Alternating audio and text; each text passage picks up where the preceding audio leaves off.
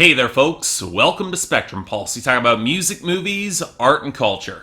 And here's a review so many of you have been requesting. The sophomore album from Rae Sremmurd, called SremmLife 2. But first, there's a lot that needs to be unpacked before I even start this review. And no, not just because I'm almost certain some of you will have seen what I said about Rae Sremmurd over 18 months ago when I covered their debut album SremmLife. To put it mildly, I wasn't really all that kind to it. Put it bluntly, it was easily one of the worst albums I had the misfortune of reviewing in 2015. A badly written, shoddily performed, disastrously produced slog that I disliked more with every single listen. And yeah, that included going back to re-listen to it for this review. But like with most atrocious music that gets popular, I had a lot more contempt for the attitude surrounding the album and the critical pass that it got, which cascaded down to mostly the lousy state of mainstream hip-hop in 2016, where lyrics have been even further marginalized in favor of bass-heavy clunkers and MCs that have nowhere near the charisma or flows in order to save them. Sure, SremmLife was intended as dumb, over-the-top party music and was only intended to be judged on that standard. But on that standard, it was bad dumb party music, with clunky flows, ugly tones, and some truly atrocious lyrics, none of which was given the tempo or impact to match the inspiration,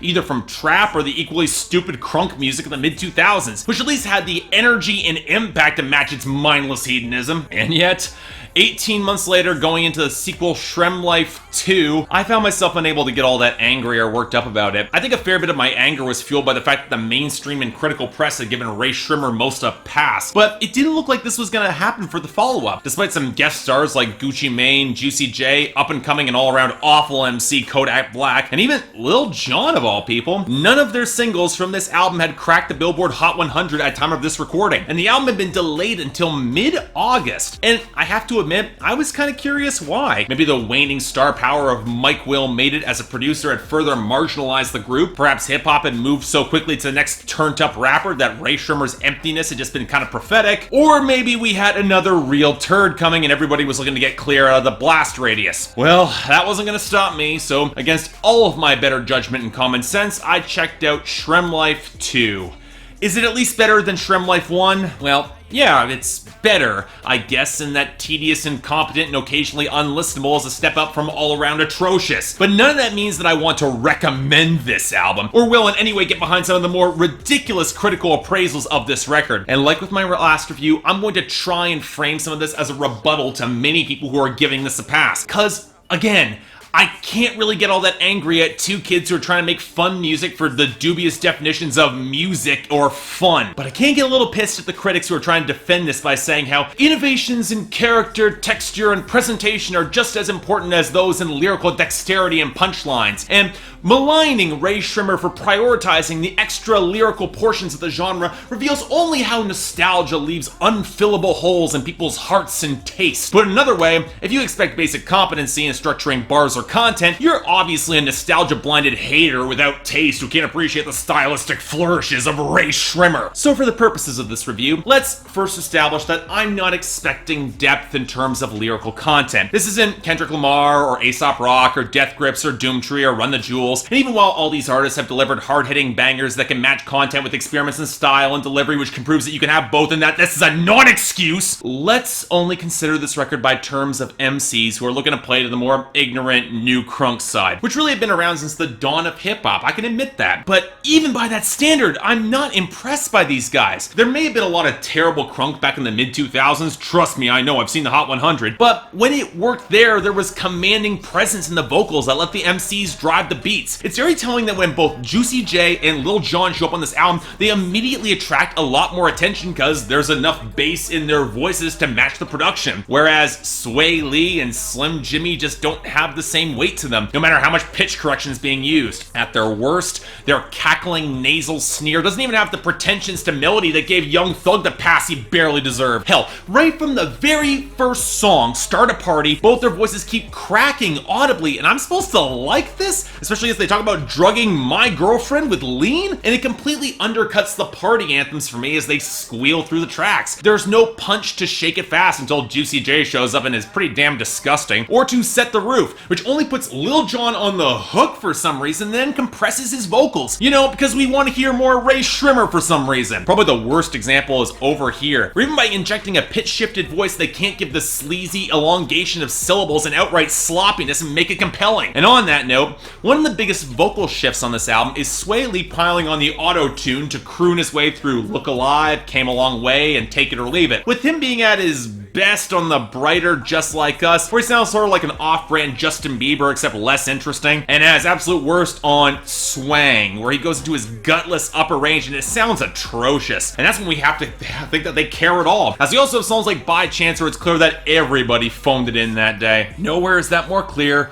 than the lyrical content, where apparently I'm supposed to give these guys a pass because of their style and enthusiasm. Well, since the latter is considerably damped compared to the first SremmLife album, and the former makes me think that we could weaponize these vocals against ISIS, the content, it's open season. Let's start off by saying that these guys can barely stay on topic or on message. If they're not throwing out some of the most bewilderingly awful punchlines between dropping the rhyme scheme, rhyming words with themselves, or dropping the mix out entirely to disregard the flow, they sure as hell aren't bothering with making a lot of sense or having songs have an individual theme. Again, right on the first song, we have Sway Lee saying the girls he screws, which includes, again, your chick, are dying. And that's the sort of thing which you would like to ask for an explanation. Go on the next track and Slim Jimmy's talking about big diamonds in his mouth as he burps, which is such a non sequitur that immediately renders everything else on the song irrelevant, including Kodak Black's verse, but we were doing that already. And then we have Look Alive, where Sway Lee is taking his girl shopping before breakfast, and I wouldn't advise that. I do not understand that at all. And then he's going to rock her like a baby. That's all sorts of creepy. Now look, I could go on here listing the myriad awful lines, so I will, because on Black Beatles, Rae Sremmurd and Gucci Mane try to compare themselves to the Beatles and living like a geezer, because apparently that's a good thing, because you know what? The Beatles are old.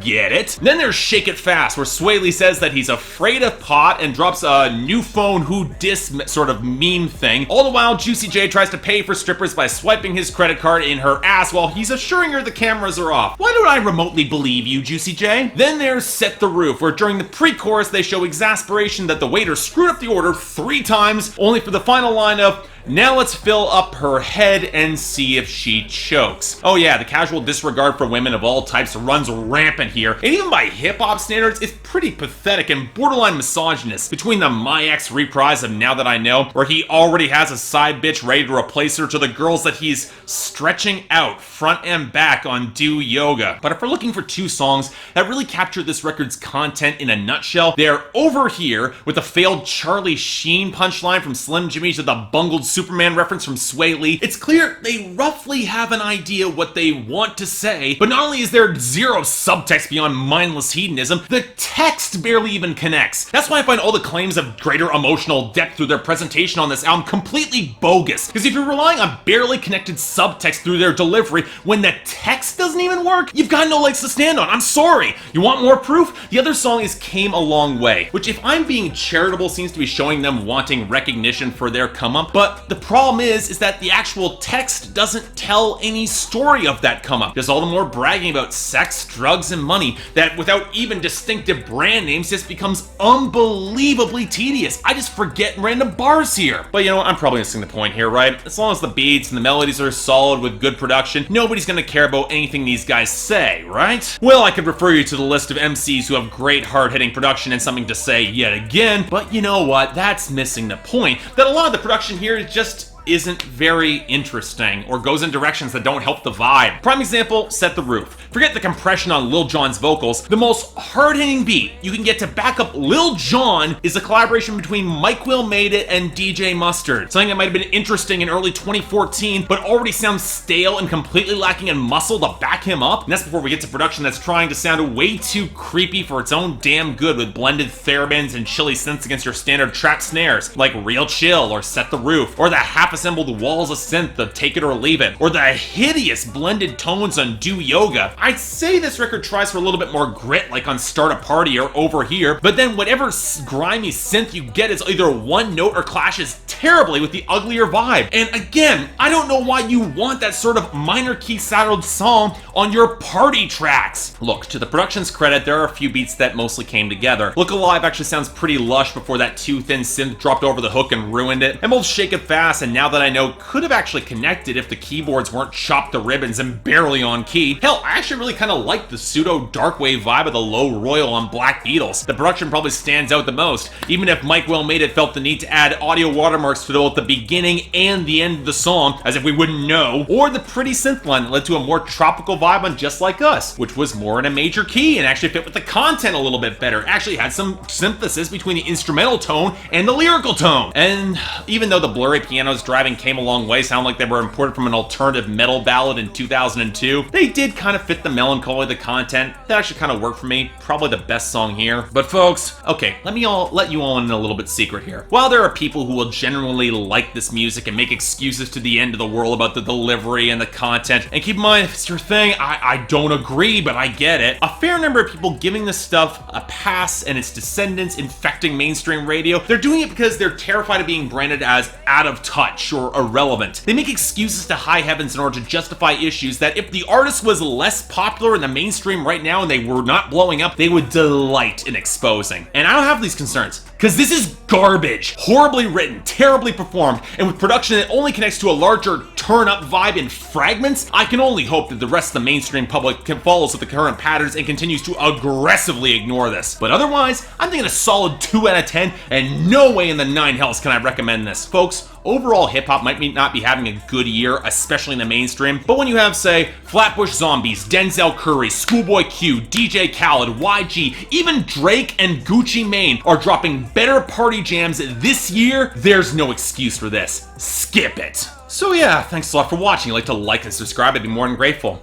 I know I got a little bit angry about this, and I can imagine that some of you might be a little pissed off, but look, I don't want to hear the excuses for this. There's better party music than this. You really can't make excuses for how bad some of these lyrics are, or how interchangeable their delivery is. And when it's not interchangeable, it's awful.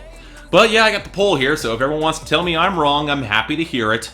But anything else I may be able to do to improve my presentation, or any other albums coming out that you want me to take a look at, I will try to give them a listen. But until then, I'm Mark, you're watching Spectrum Pulse, and I'll see you next time.